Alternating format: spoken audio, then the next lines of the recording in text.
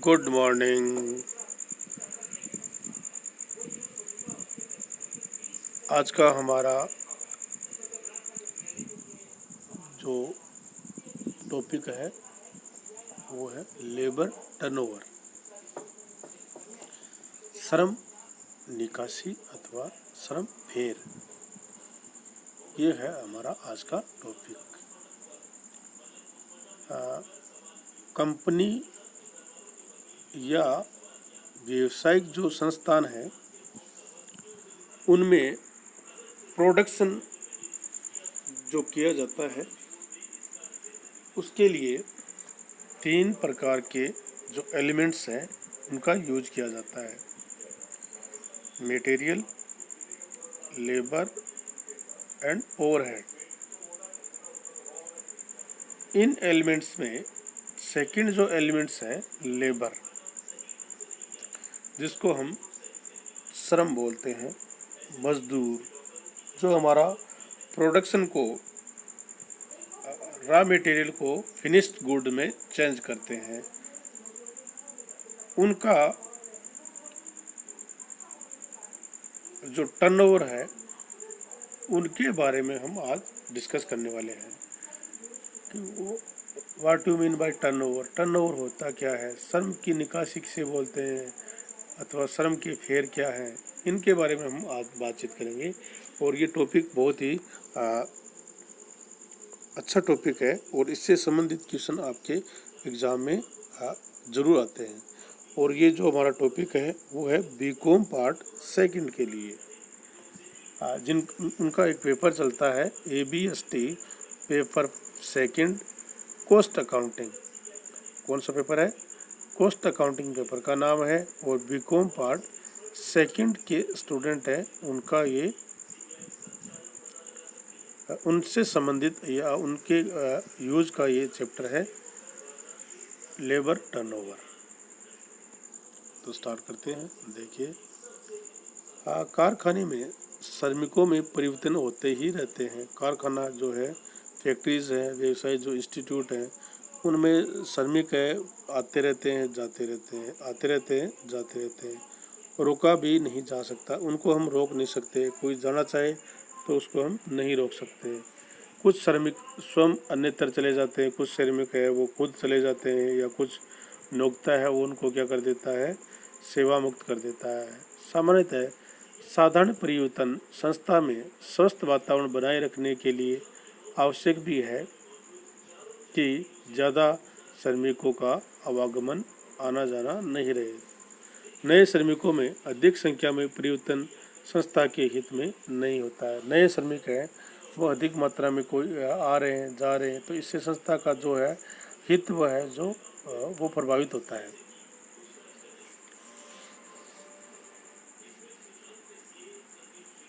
क्योंकि इससे संस्था की जो उत्पादन लागत है उसमें वृद्धि हो जाती है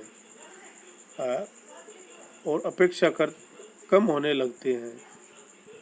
नए श्रमिकों को नए वातावरण में पूर्ण कुशलता से कार्य करने में कुछ समय लगना स्वाभाविक है। एक जो लेबर है वो 1 साल से एक फैक्ट्री में काम कर रही है, तो उनका जो काम करने का स्टाइल है, काम करने का तरीका है, वहाँ पर उनको अपना सा लगता है। परंतु जब वो दूसरी संस्थान में जाएंगे तो उनको कुछ अजीब सा लगेगा। उनको चेंजेज है, उनको चेंजेस को स्वीकार करने में टाइम लगेगा, जिससे कि वो अपनी कार्य कुशलता है उसका पूरा उपयोग नहीं कर पाएंगे।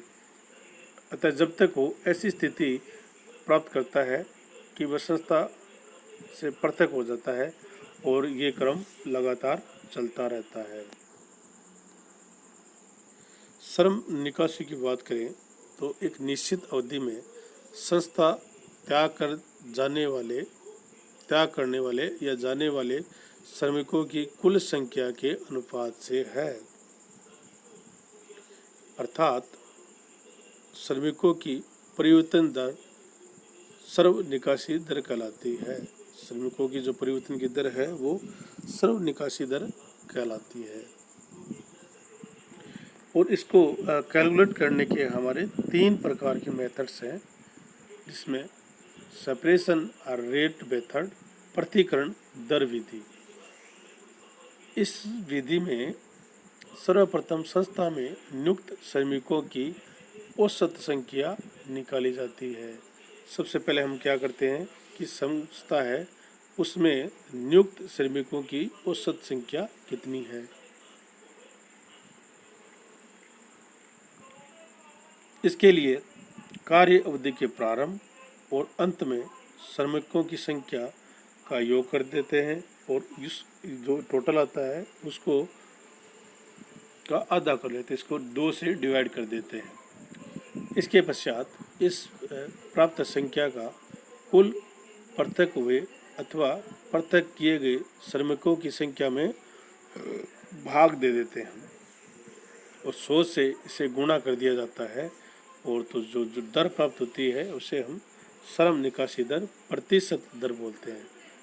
तो उसका हमारा फॉर्मूला क्या होगा, श्रम निकासी दर का अवधि में पृथक हुए श्रमिकों की संख्या को डिवाइड करेंगे अवधि में श्रमिकों की औसत संख्या और मल्टीप्लाई करेंगे 100 से। और जो श्रम की निकासी है वो मासिक भी हो सकती है, त्रैमासिक हो सकती है और वार्षिक भी हो सकती है। उदाहरण के माध्यम से समझने का प्रयास करें तो किसी उत्पादन गृह में वर्ष के प्रारंभ में 1500, 1500 श्रमिक और वर्ष के अंत में 2250 श्रमिक कार्य करते थे।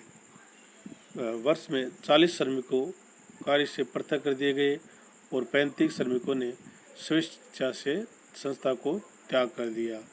पृथक्करण विधि से श्रम निकासी दर ज्ञात कीजिए। तो स्टार्ट करें, क्या करेंगे, सर्वप्रथम औसत निकालेंगे। नियुक्त जो श्रमिक हैं उनकी औसत निकालेंगे और औसत निकालने का फॉर्मूला क्या होगा, प्रारंभिक श्रमिकों की संख्या और अंत में श्रमिकों की संख्या कितनी है उनको टोटल करके 2 से इसको डिवाइड करेंगे। तो प्रारंभिक हमारी संख्या है 1500 और लास्ट में 2250 को डिवाइड किया है 2 से, टोटल अमाउंट आएगा 1875। दूसरा क्या है, वर्ष में पृथक किए गए श्रमिकों की संख्या जिसमें दोनों प्रकार के श्रमिकों का योग हम करेंगे, खुद चले गए या संस्था द्वारा उनको स्वैच्छिक निकाल दिया गया है। संस्था द्वारा पृथक किए गए 40 और खुद छोड़ के चले गए 35, टोटल करेंगे तो हमारा अमाउंट आएगा 75। अब हम इसको फॉर्मूले में रखना चाहें तो अवधि में पृथक हुए श्रमिकों की संख्या 75 को डिवाइड करेंगे 1875 और मल्टीप्लाई 100 से करेंगे तो हमारे पास 4% रेट आएगी पृथक्करण की।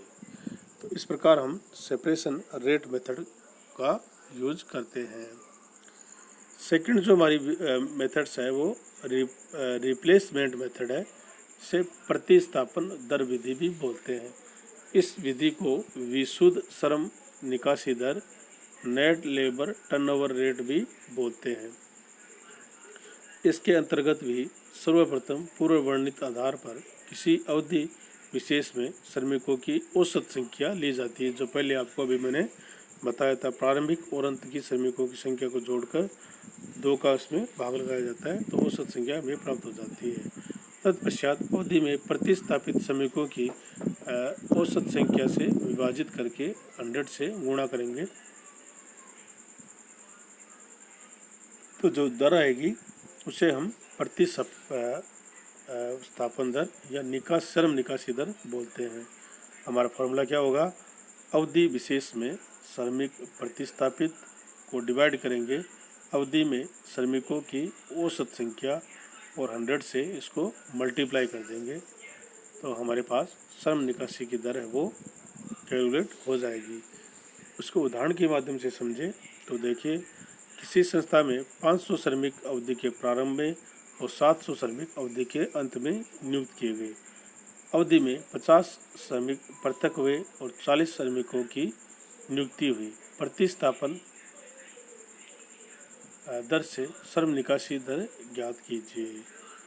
तो सर्वप्रथम क्या करेंगे, औसत निकालेंगे। प्रारंभिक और अंतिम जो हमारे वर्कर्स हैं उनको और 2 से इसको डिवाइड कर देंगे। प्रारंभिक हमारे सर जो लेबर्स है वो 500 और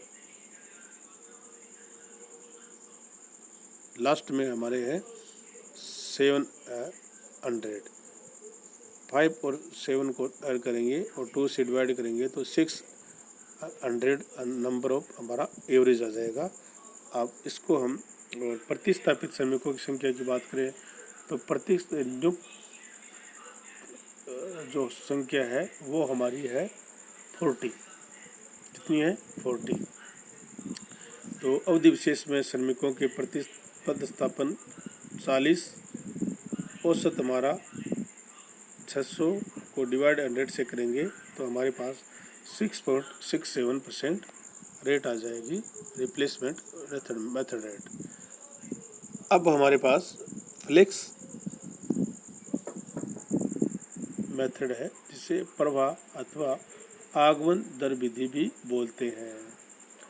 इस विधि में अवधि विशेष में पृथक हुए और पृथक किए गए तथा प्रतिस्थापित श्रमिकों की संख्या अर्थात आगमन के आधार पर श्रम निकासी दर की गणना की जाती है। इसमें दोनों प्रकार के श्रमिकों का ऐड किया जाता है और औसत संख्या का इसमें भाग देकर 100 से इसको मल्टीप्लाई किया जाता है।